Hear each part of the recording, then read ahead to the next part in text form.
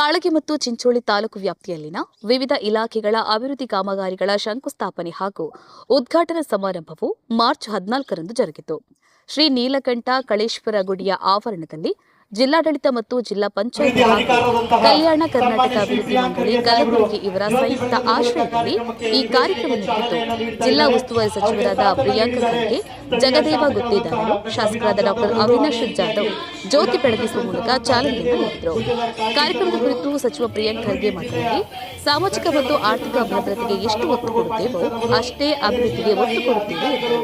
ಈ ಸಂದರ್ಭದಲ್ಲಿ ಅರುಣ್ ಕುಮಾರ್ ಪಾಟೀಲ್, ಅಲ್ಲಪ್ಪಪ್ರಭು ಪಾಟೀಲ್, ಸುಭಾಷ್ ರಾಠೋಡ್, ಭೀಮರಾವ್ ಟಿಟಿ, ರಾಜೇಶ್ ಗುತ್ತೇದಾರ, ರವಿರಾಜ್, ಕೊರವಿ ಚಂದ್ರಿಕಾ ಪರಮೇಶ್ವರ್, ತಹಶೀಲ್ದಾರ್ ಪೃಥ್ವಿರಾಜ್ ಪಾಟೀಲ್, ತಾಲೂಕು ಪಂಚಾಯತ್ ಕಾರ್ಯನಿರ್ವಾಹಕ ಅಧಿಕಾರಿ ಬಸಲಿಂಗಪ್ಪ ಡಿಕ್ಕಿ ಹಾಗೂ ವಿವಿಧ ಇಲಾಖೆಯ ಅಧಿಕಾರಿಗಳು, ಮುಖಂಡರು, ಮಹಿಳೆಯರು, ಕಾರ್ಯಕರ್ತರು ಉಪಸ್ಥಿತರಿದ್ದರು. ರಮೇಶ್ ಎಸ್ ಕುಡಹಳ್ಳಿ, ಕಾಳಗೆ. ಜೈ ಭೀಮ್ ನ್ಯೂಸ್ 24x7 ಇದು ಬಹುಜನರ ನ್ಯಾಯಕ್ಕಾಗಿ. ಪ್ರಯೋಗ ನಡೆಸಿದ್ದೀವಿ. ನೀವು ಹಾರ ನನಗೆ ಕೊಡಬೇಡ್ರಿ, ನನಗೊಂದು ಪುಸ್ತಕ ಕೊಡಿ ಅಂತ ಹೇಳ್ತಾರೆ.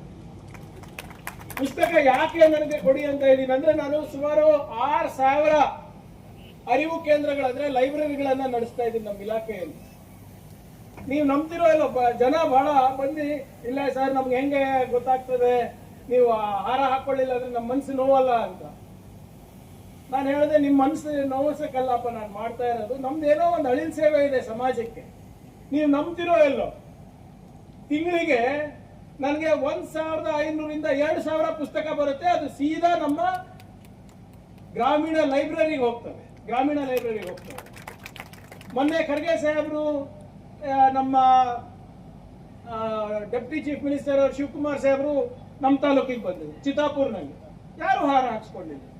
ನಮ್ಮ ಸಿಇಒ ಅವರು ಮತ್ತೆ DC ಅವರು ಆತಂಕ ಪಟ್ಟರು, ಸರ್ ಖರ್ಗೆ ಸಾಹೇಬ್ರಿಗೂ ಹಾರ ಹಾಕಂಗಿಲ್ವಾ ಅಂತ, DK ಶಿವಕುಮಾರ್ ಸಾಹೇಬ್ರಿಗೂ ಹಾರ ಹಾಕಂಗಿಲ್ಲ ಅಂತ. ಏನ್ರಿ, ಅದಕ್ಕೆ ನಾನು ಭಗವತ್ ಸಿಂಗ್ ನಮ್ಮ CEO ಹೇಳ್ದೆ, ನೀವು ಖರ್ಗೆ ಸಾಹೇಬ್ರ ಅಭಿನಂದನೆಗೆ ಮತ್ತೆ ಅವರು DK ಶಿವಕುಮಾರ್ ಸಾಹೇಬ್ರ ಒಂದು ಅಭಿನಂದನೆಗೆ ಎಷ್ಟು ಖರ್ಚು ಮಾಡ್ತೀರಾ ಅಷ್ಟೇ ಬುಕ್ಸ್ ತಗೊಂಡ್ ಬನ್ನಿ ಅಂತ ಹೇಳಿದ್ರು.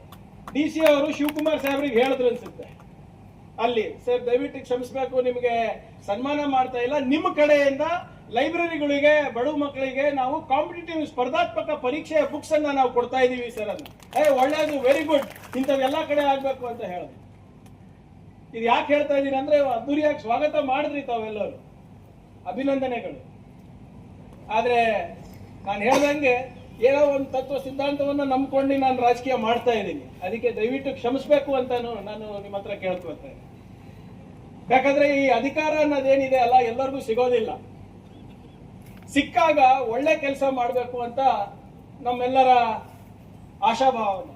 ಅವಿನಾಶ್ ಅವರು ಹೇಳಿದ್ರು, ಸರ್ಕಾರ ಯಾವುದೇ ಇರಬಹುದು, ನಮ್ಮ ಜವಾಬ್ದಾರಿ, ನಾವು ನಿಮ್ಮ ಮೇಲೆ ಯಾವುದೇ ರೀತಿಯಾದಂತ ಉಪಕಾರ ಮಾಡ್ತಾ ಇಲ್ಲ, ಎಹಸಾನ್ ಮಾಡ್ತಾ ಇಲ್ಲ. ನೀವು ಆರ್ಸ್ ಕಳಿಸಿರೋದೇ ನನಗೆ ವಿಧಾನಸೌಧದಲ್ಲಿ ಕೂಡಕ್ಕೆ, ನೀವು ಆರ್ಸ್ ಕಳಿಸಿರೋದೇ ನನಗೆ ಅಭಿವೃದ್ಧಿ ಮಾಡ್ಲಿಕ್ಕೆ, ನೀವು ಆರ್ಸ್ ಕಳಿಸಿರೋದೇ ಹೆಚ್ಚಿನ ಅನುದಾನ ತರಲಿಕ್ಕೆ. ಹೌದಾ ಇಲ್ಲ ಹೇಳು? ಖಾಲಿ ಪುಕ್ಸಟೆ ಭಾಷಣ ಮಾಡ್ಬೇಕಂದ್ರೆ 5 ವರ್ಷ ಅದೇ ಮಾಡ್ತೀವಿ, ಮತ್ ಆಮೇಲೆ ಬಂದಾಗ ಕೇಳಬೇಡ್ರಿ ಏನ್ ಮಾಡಿರ. ಆದ್ರಿಂದ ನೀವು ಅಧಿಕಾರ ಕೊಟ್ಟಾಗೆಲ್ಲ, ನಮ್ಮ ಸರ್ಕಾರ, ನಮ್ಮ ಪಕ್ಷಕ್ಕೆ ಅಧಿಕಾರ ಕೊಟ್ಟಾಗೆಲ್ಲ ನಾವು ಯಾವಾಗ್ಲೂ ಸಾಮಾಜಿಕ ಆರ್ಥಿಕ ಭದ್ರತೆ ತರುವಂತ ಯೋಜನೆಗಳನ್ನ ರೂಪಿಸಿದ್ವಿ. ಸಮಾಜದಲ್ಲಿ ಸಮಾನತೆ ತರುವಂತ ಯೋಜನೆಗಳನ್ನ ರೂಪಿಸಿದ್ವಿ. ಪ್ರತಿಯೊಬ್ಬ ವ್ಯಕ್ತಿಗೂ ಕೂಡ